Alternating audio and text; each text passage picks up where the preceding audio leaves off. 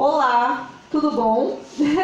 É com vocês mesmos. Oi, tudo bom? Eu sou a Natália, eu sou apresentadora da Sora Produções. Hoje eu estou aqui para apresentar o Fatec Geek PG. E hoje eu tenho aqui o Jaime Rodrigues, é um prazer tê-lo aqui conosco. Formulei algumas perguntas para fazer para ele aqui. Como a gente só está com um microfone, eu vou revezar com ele o microfone aqui, tá bom?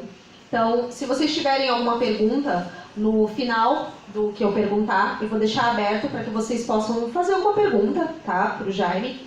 Então, vamos lá. Jaime, primeiro de tudo, obrigada pela presença. Primeira pergunta que eu tenho para fazer é sobre o que você considera como o principal elemento na criação de um cenário de uma aventura de RPG. Bom, tem vários elementos, na verdade, que você... Na criação de um cenário, eu vou ter que levar muita coisa em conta. Eu vou ter que ver para quem ele é voltado. Então, se eu estou criando um cenário para o meu grupo de jogadores, eu preciso ter certeza do que eles querem jogar. Eu acho muito complicado criar um cenário num jogo que de repente não é exatamente aquilo que eles querem. Então, cada vez que eu vou começar uma campanha, começar uma aventura que seja tal, eu tenho muito diálogo com os meus jogadores, saber assim, o que eles querem jogar, o que vocês estão com vontade, o que está rolando na nossa mesa que eu vejo que visivelmente tem interesse. E aí eu pego esses elementos para criar. Se é uma coisa mais voltada para comercial, por exemplo, eu vou criar um cenário que eu vou disponibilizar ele na internet para as pessoas jogarem. Aí tem uma série de fatores que podem ser. Então, se tem algum tema que está muito em voga no meio por causa de algum filme, se é algum assunto que está sendo muito discutido porque, sei lá, aniversário de algum grande autor, alguma coisa assim. Então, para mim, na criação, lógico que sempre tem aquela possibilidade que tem uma coisa na minha cabeça que está falando muito alto e que eu preciso criar aquilo. Tem essa possibilidade também. Mas, em geral, é muita coisa de diálogo. Eu sou o tipo de narrador que eu dialogo muito com meus jogadores para saber o que é, porque eles participam muito da criação do cenário comigo. Certo. Alguém tem alguma pergunta sobre isso? Sobre criação de cenário? Sobre o que ele considera? Não? Tem? Pode falar. Já aconteceu você ter que criar um cenário, assim, você, por exemplo, perguntar para os jogadores e o jogador falar que quer literalmente só bater em alguma coisa ou quer algo mais voltado para o combate? Muito, né? Muito. Tem uma anedota de uma vez que aconteceu comigo, eu sempre cito isso nas minhas oficinas, inclusive. Era um final de noite, eu estava morrendo de sono e tinha acabado a aventura e falei, ótimo, todo mundo vai embora e tal, e era um jogo que a evolução do personagem se dá por níveis, então por ponto de experiência. Aí o jogador falou, falta, sei lá, X para eu alcançar o meu nível, coloca alguma coisa pra gente fazer aí e tal, não sei o quê. Eu falei, não, coloca lá. Ok, beleza, só que eu vou precisar de um tempo para estudar a cena. Então me dá 20 minutos, eu vou ali na salinha ali, 20 minutos, beleza. Peguei 20 minutos, peguei o livro, coloquei na cara e dormi. Durante 20 minutos. Eles foram lá, bateram na porta, tá pronto? Eu peguei uma folha de papel, rasguei 4, 5 pedaços, joguei dentro do livro dos monstros e fui pra mesa. Aí chegou lá e falou, então, vocês estavam e aí de repente vocês encontraram tal bicho. Bate. Parabéns. Aí então o que aconteceu? Vocês vão encontrar uma ninfa. Não. Vocês encontraram um goblin. Isso, encontraram um goblin. 3 encontros, subiram de nível. Eu termino a aventura e eles falam, cara, essa foi a melhor aventura que você mestrou até hoje. E eu usei todos os palavrões que eu conhecia e outros que eu não conhecia. E os jogadores indignados, pô, mas a gente elogiou sua aventura e você está nos xingando? Eu falei, desgraçado, blá. Sim, tem um tipo de jogador que é o ênfase dele, o prazer dele é realmente o combate. É realmente o desafio de conseguir tirar os números nos dados e tal. É o jeito que ele se diverte. Então, se eu sou o narrador, a minha função é fazer o pessoal se divertir. Se é assim que ele se diverte, ok. O problema é só, eu não posso criar uma aventura que só ele se divirta. Então, aí é a minha função de narrador ou mestre de saber dosar as coisas e jogar para cada um o que eles querem. Mas eu detesto isso. Legal. Os personagens NPCs, né? Tem influência na criação do cenário? Tem no desenvolver do cenário, na verdade. Porque os NPCs eles nascem a partir do cenário. Então eu vou criar um cenário, seja lá o que for, eu vou pensar no lugar, eu vou pensar no momento, eu vou pensar na situação e obviamente vai ter que ter um elemento com que os jogadores interagem. Então se vai ter NPCs, eles vão ter que interagir com aqueles personagens. Eles evoluem junto com o cenário, porque aquilo lá não é estático. Então se eles são personagens que estão inseridos naquele meio, e obviamente o tempo vai passando e situações vão acontecendo, mesmo que não seja só uma aventura, quer dizer, eles não ficam em stand-by parados de tempo e espaço, né? No momento que os jogadores não estão na cena, a cena fica congelada e os NPCs não. A vida deles prossegue.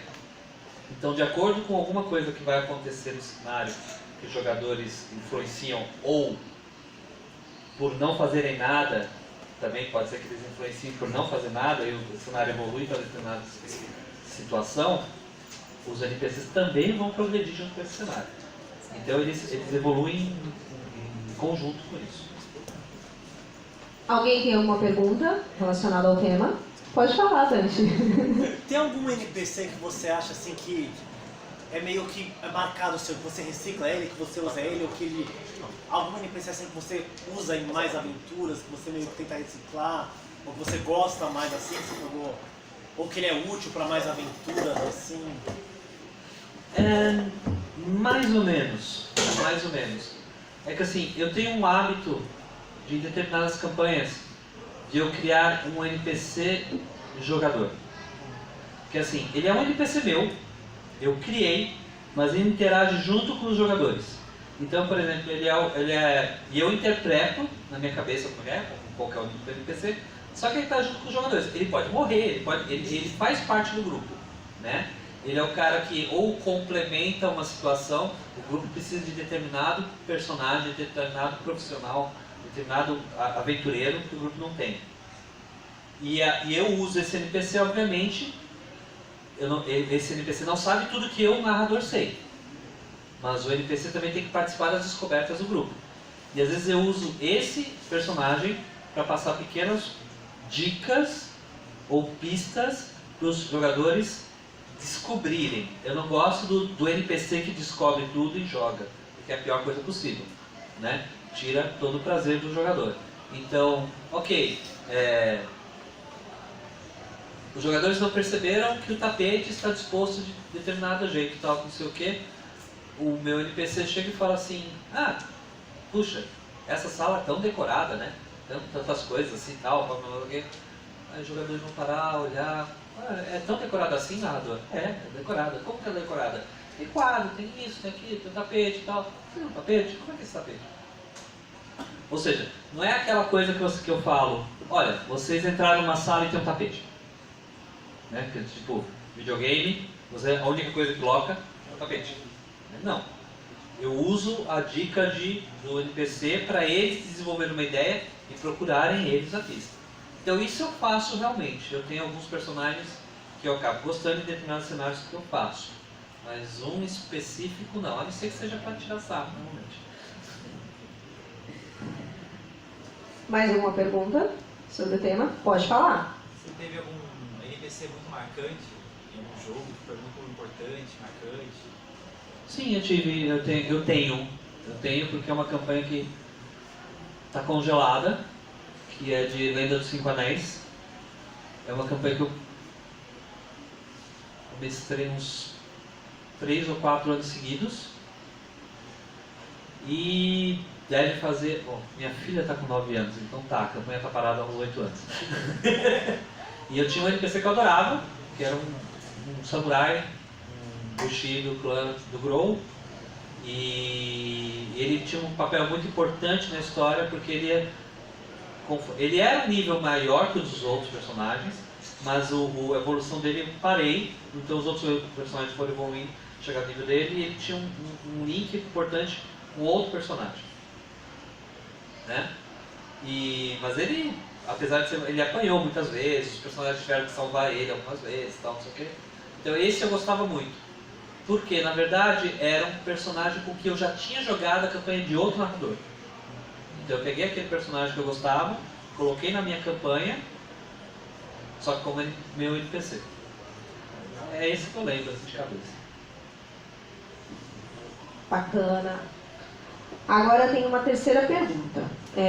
Quão importante você acha que é o cenário para a imersão do jogador, né, em um ambiente? E quais seriam os pontos que tornam esse cenário mais atraente para o jogador? Isso bate um pouquinho com a primeira pergunta. Porque assim,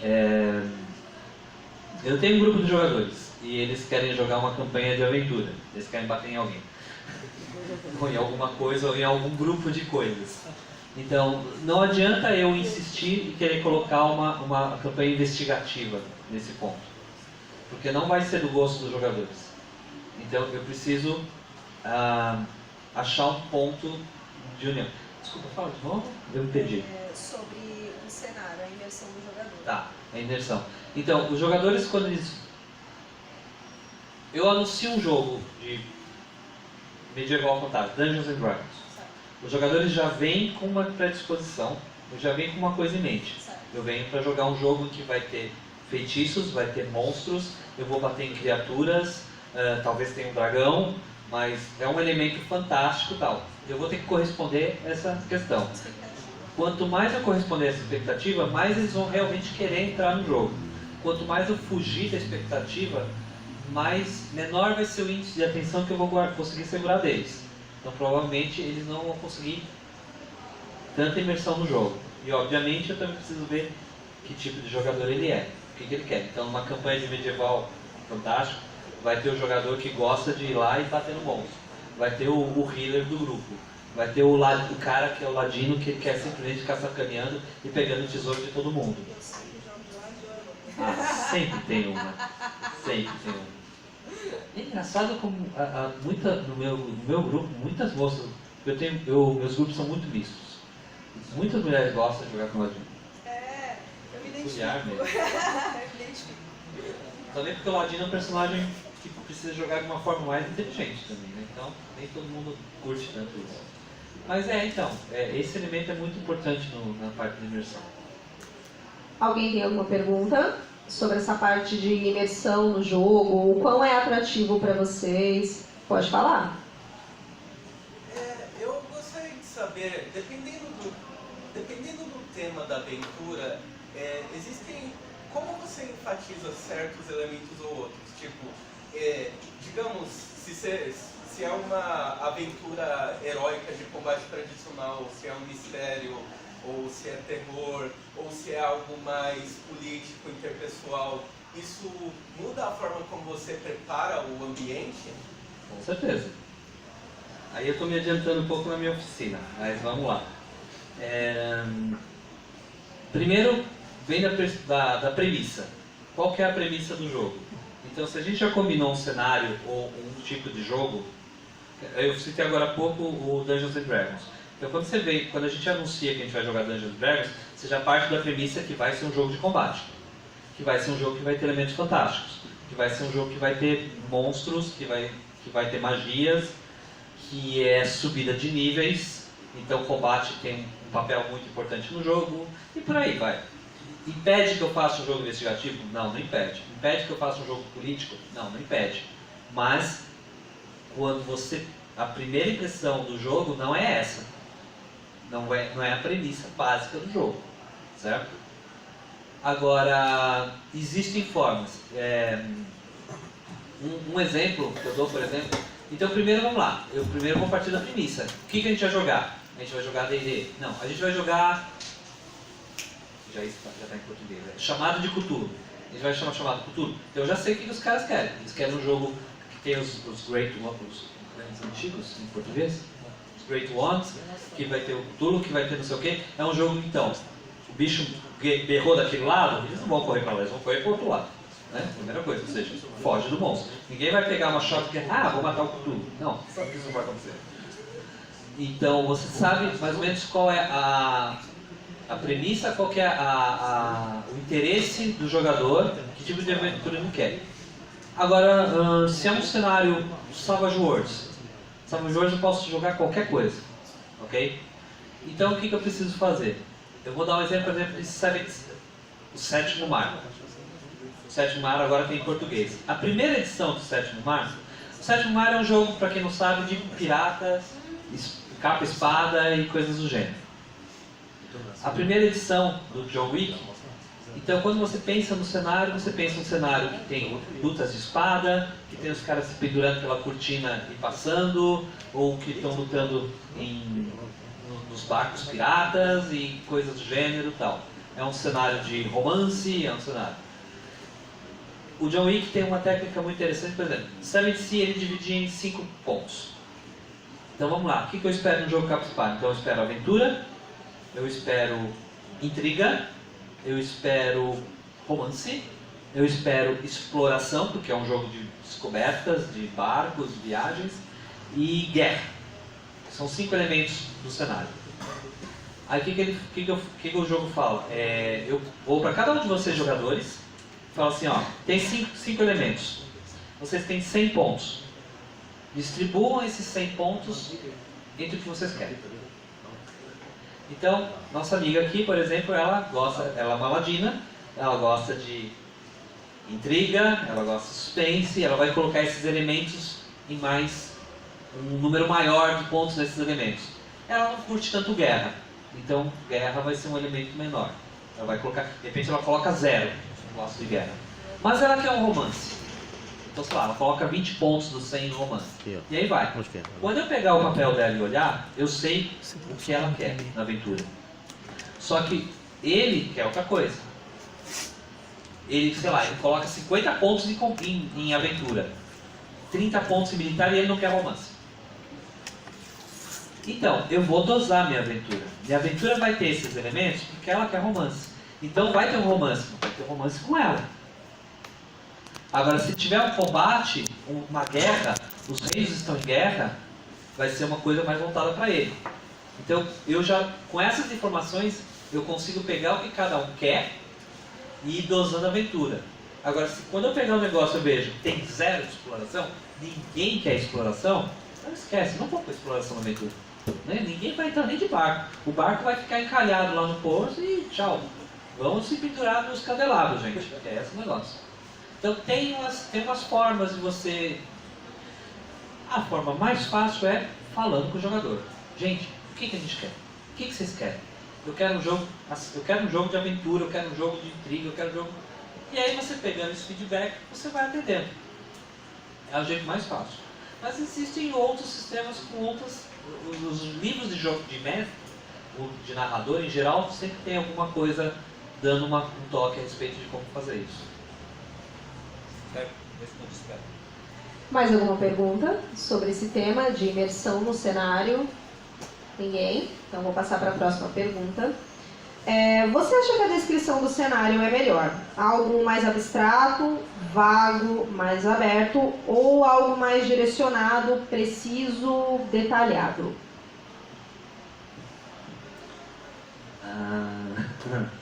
Tá. Isso vai variar um pouco para mim, mas em geral depende também do tipo de aventura. Eu tenho uma premissa como narrador que eu gosto de falar pouco. E aí fica uma coisa estranha. Como assim o narrador que fala pouco? Porque assim, a minha política é a seguinte: quanto mais eu falo, menos você fala. E o meu jogo é para os jogadores se interessarem em jogar. Então eu tento ver o que é necessário. Então se a gente está jogando D&D, se a gente está jogando Dungeons & Dragons, a nossa cena é dentro de uma taverna, eu vou me limitar ao que está dentro da taverna, aos elementos sinestésicos que o personagem dele vai perceber. E vou jogar esses elementos e vou ficar quieto. Aí ele vai ficar. E eu vou ficar. E que mais? Isso é o que você está vendo. Nesse momento é o que você está vendo. Você quer fazer alguma coisa? Você quer interagir? Se ele interagir, coisas acontecem. A mesma coisa. Enquanto eu estou aqui olhando para vocês, eu não faço a menor ideia do que está atrás de mim. Então eu não preciso parar e descrever o que tem atrás de mim em uma cena. Eu vou descrever o que está na minha frente. Eu posso simplesmente descer desse palanque aqui e ir embora e não olhar para trás. Então não interessa para mim, como jogador, o que está atrás de mim. A não ser que nesse momento eu chegue e fale: meu personagem está olhando para trás e vendo isso aqui. Aí eu, como narrador, vou narrar. Vou descrever isso. Então, o cenário, na minha opinião, ele é descrito com a minúcia que é importante naquele momento. No momento da cena. No começo de campanha, você vai descrever tudo que você acha importante para o jogador naquele momento. Se eu estou descrevendo uma taverna, eu não preciso falar para o jogador que a cidade vive de agricultura, porque não é importante. O interessante é o jogador se interessar pelo cenário a ponto de ele perguntar: mas essa cidade aqui, eu vivo aqui, eu cheguei agora, como é que é? E aí desenvolve, porque inclusive o jogador te ajuda a desenvolver o cenário. É a pior coisa possível, e eu já passei por isso, quando você passa, sei lá, 2 semanas, 1 mês elaborando uma cidade, e você cria toda a estrutura da cidade, e na segunda aventura os jogadores resolvem fazer uma coisa que vão mudar de cidade. O que você vai fazer? Você vai proibir? Não, você não vai proibir. Você vai criar uma cidade clone? Ah, aquela cidade é exatamente igual a essa. Que coincidência. Mas isso vai acontecer.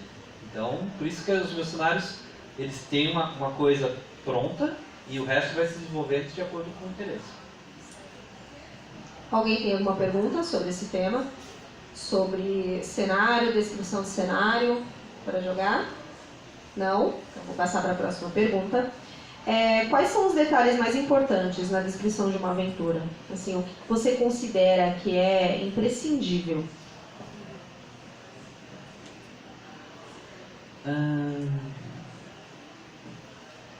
Tem que estar muito bem descrito os NPCs com que eles vão interagir. E quando eu falo bem descrito, não significa simplesmente dizer com que roupa eles estão, embora isso pode ajudar também. Mas o importante é ficar mais ou menos claro o que o NPC quer passar para o jogador. Porque o que o NPC quer passar para o jogador nem sempre é tudo que o jogador pode saber dele. Então, se eu sou um NPC que eu estou ocultando alguma coisa, eu não posso deixar evidente para o jogador que ele está ocultando alguma coisa, mas eu posso deixar sugerido. O ambiente tem que ser claro para eles saberem onde eles estão, né? E tem que ser um pouco evidente também qual é o objetivo da aventura. Há um mistério? Há um mistério. Qual que é? Eles têm que descobrir, mas tem que ficar claro que há um mistério. Porque tem jogadores que se perdem.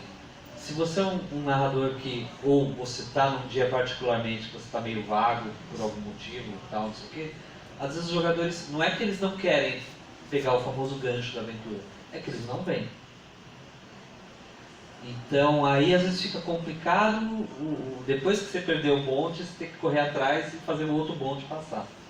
Então tem pequenos elementos e isso é muito mais fácil junto com os NPCs e com a proposta de jogo, o famoso gancho, que tem que ser uma coisa clara que está ali, o que é que os jogadores podem fazer naquele cenário. E uma coisa muito importante os jogadores, eu já vi isso em alguns livros, a gente sempre fala dos livros bons do RPG, mas tem aqueles ruins, e eu tenho muito livro ruim. O livro bom do RPG é aquele que tem muita coisa para o jogador fazer, e um cenário bom também é esse. É um cenário em que os jogadores param, olham e falam: ok, putz, a lenda daquela floresta é interessante. A história daquela igreja desconsagrada também é interessante. A história daquele casal que se perdeu dentro daquele prédio é interessante.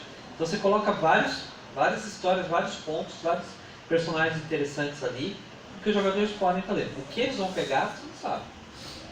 Mas é importante eles sentirem que eles têm uma grande diversidade de oportunidades para interagir com o cenário. Deixa eu te fazer uma pergunta.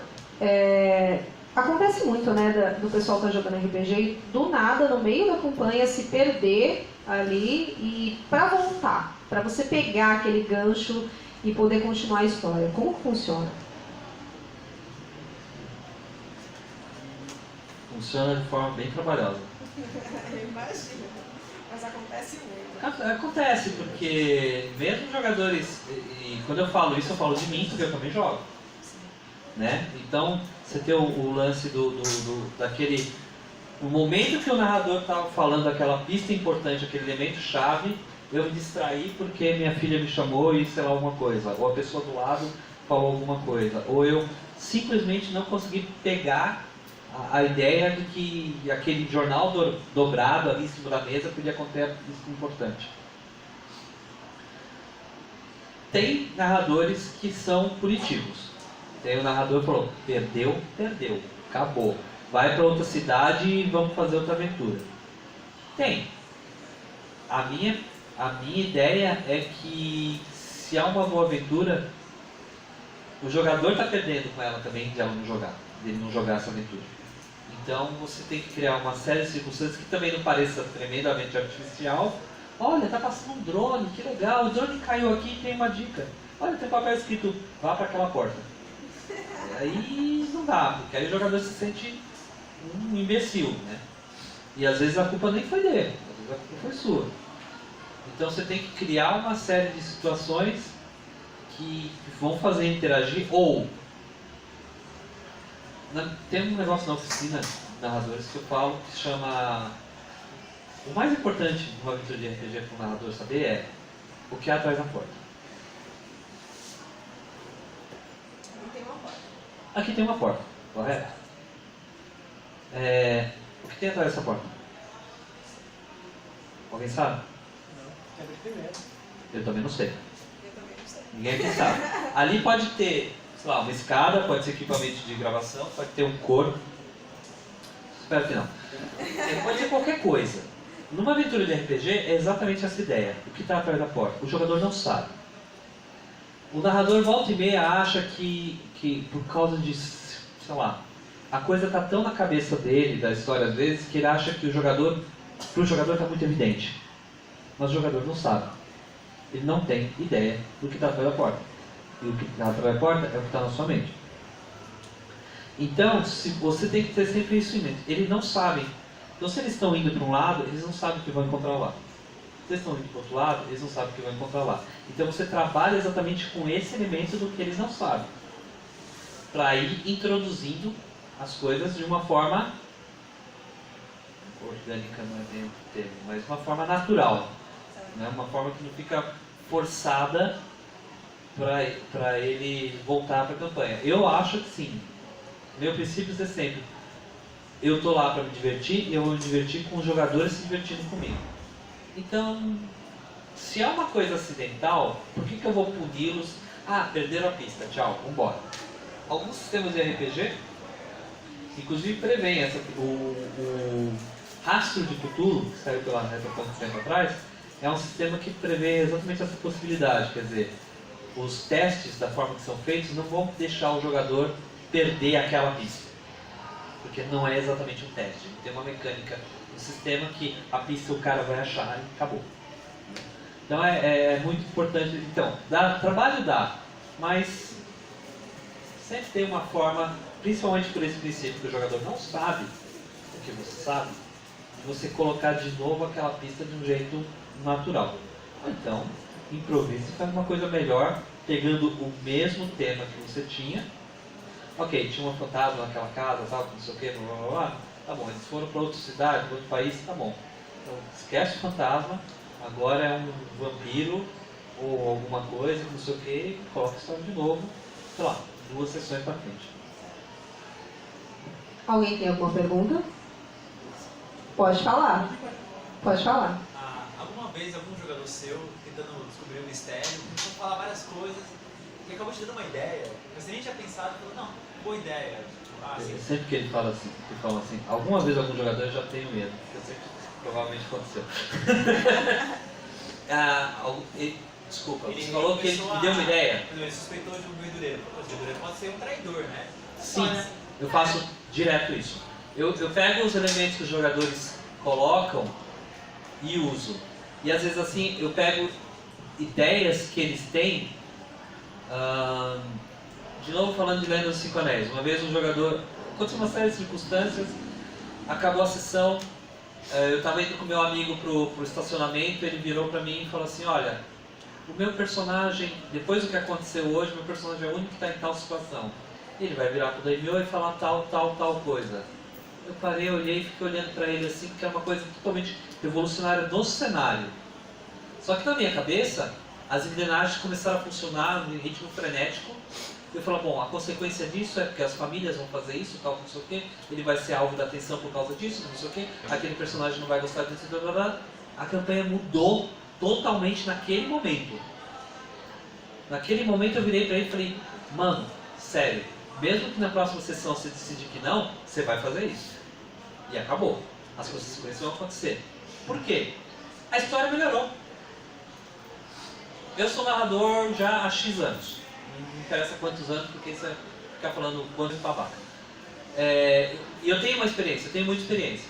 Só que assim, por melhor que eu seja, quando tem 5 ou 6 jogadores na mesa, eles pensam coisas que eu não vou pensar. E às vezes essa coisa que eu não pensei é muito melhor para a aventura. Por que eu não colocar? Ah, narrador, tal, não sei o que, eu posso que o meu personagem tem um primo que trabalha estuda no MIT e desenvolveu uma coisa assim, tem uma teoria tal, e eu olho, cara, vai se encaixar na minha aventura? Vai. Vai resolver tal problema? Vai. Beleza, você tem. Ah, mas ele não comprou a vantagem e tal, não sei o que, beleza. Quando a próxima hora que você tiver ponto XP, você vai comprar essa vantagem. Mas nesse momento você tem. Acabou. Ajuda a aventura? Ótimo. Incorpora. Essa é sempre a minha filosofia. Então, isso acontece muito nos meus jogos. E os meus jogadores costumeiros já sabem disso. Aí acontece também o inverso. Quando eles chegam e falam, eu posso, e eu falo não, por causa da minha política, eles já sabem que tem um bom motivo por trás disso. Então se eu falei não, opa, é porque é importante que isso não aconteça. Então ele não se sente sacaneado. Já deixou. Não. E se ele não deixou, tem um motivo. Então vamos aguardar o que vai ser revelado lá pra frente. Você diria que você, independente da mesa, se diverte, independente da mesa, você se diverte mais quando você tem que improvisar a aventura ou quando ela segue o caminho que você já planejou? Quando improviso é melhor. Eu acho mais emocionante. Porque eu uso muito a aventura pronta, não tenho problema com isso, mas as aventuras prontas eu tenho aquela premissa básica. Então a famosa introdução. Eu uso a introdução e acabo usando o NPC, porque eu sou muito preguiçoso para fazer NPC. Eu tenho esse efeito. Eu tenho preguiça de fazer NPCs. Então os NPCs estão prontos, eu olho assim e falo, não, ele não tem essa perícia, ele tem essa habilidade, eu quero que ele tenha isso aqui, blá, blá, blá, blá. Aí quando os jogadores entram com uma ideia diferente, eu falo, opa, é o que eu respondi para ele. Isso é legal, isso é diferente. Agora, como que esse cara que eu tenho aqui vai reagir quanto a isso? Ele vai reagir dessa forma. O que os jogadores não sabem é que esse cara responde para um outro cara que vai reagir de forma diferente.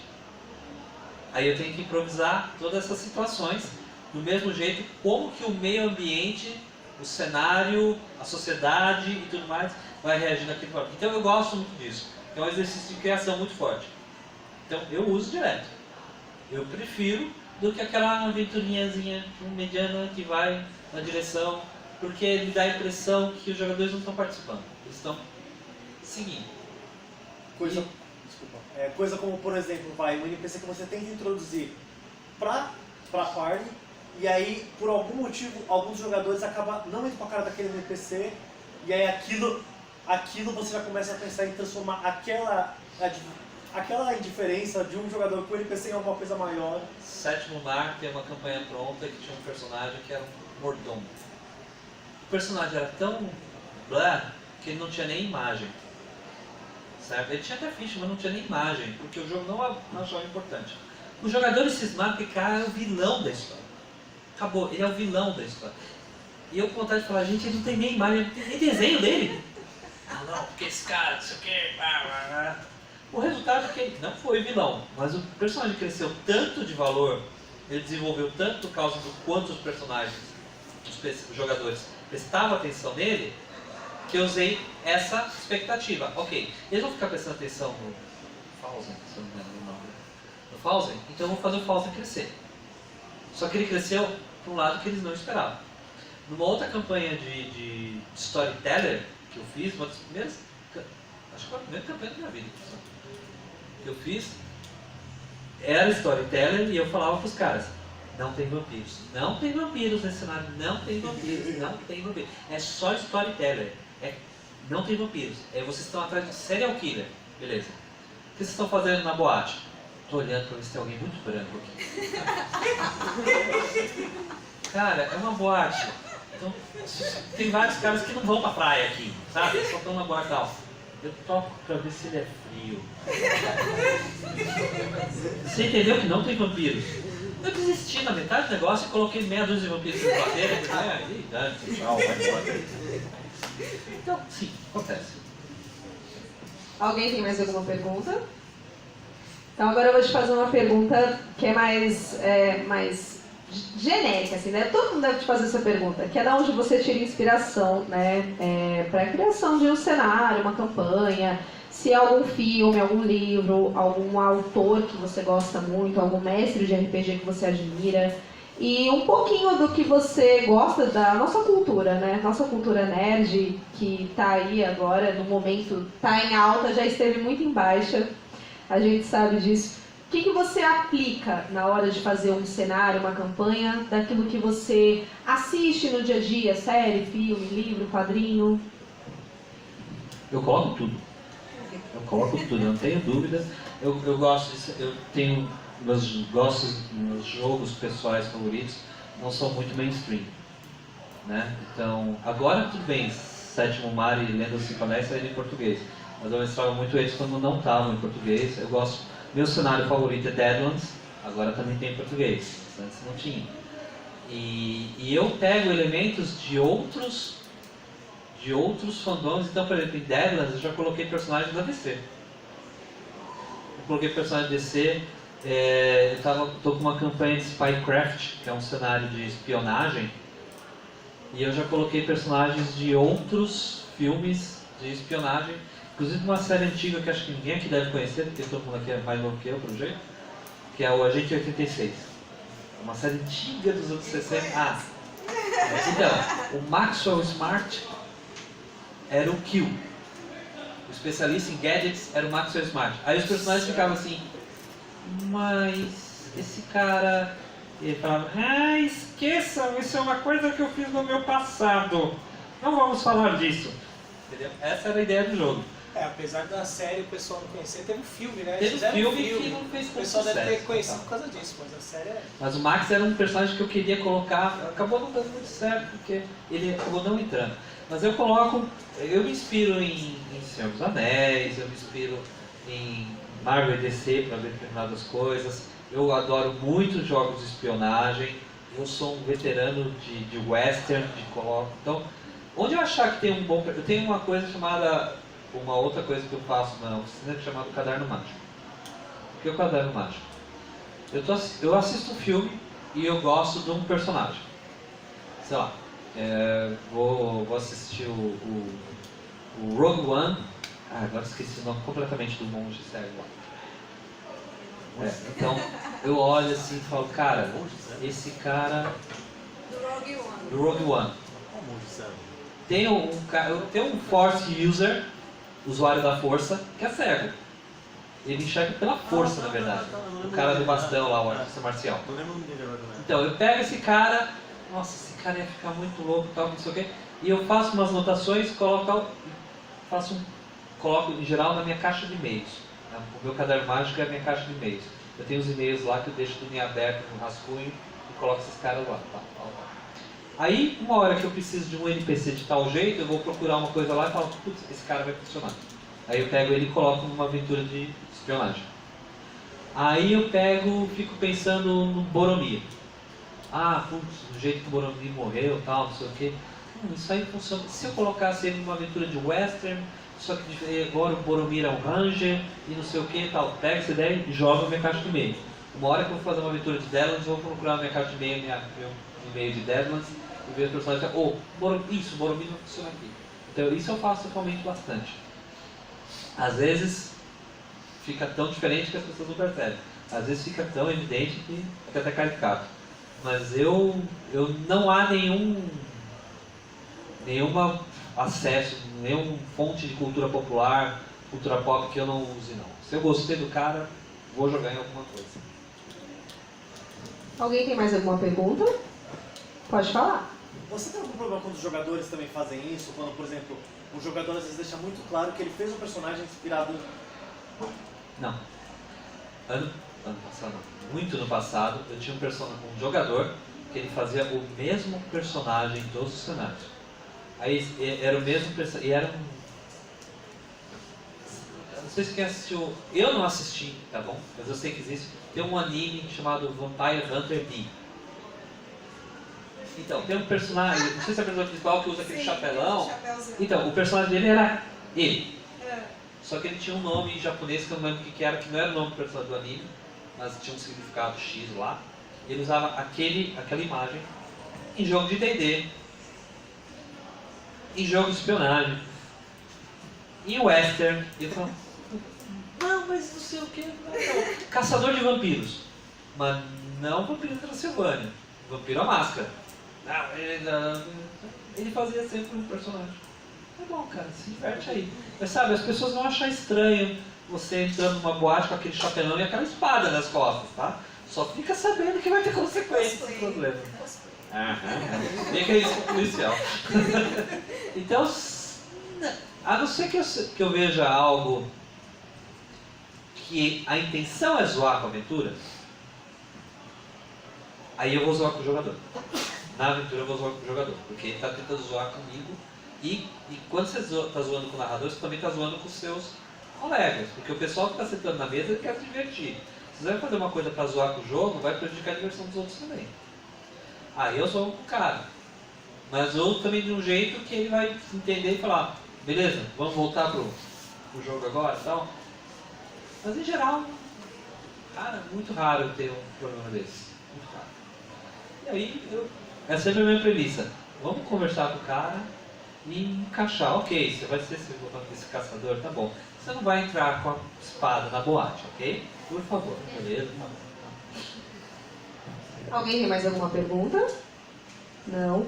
Jaime, muito obrigada pela presença. Gente, palmas para o Jaime. Muito obrigada pela presença.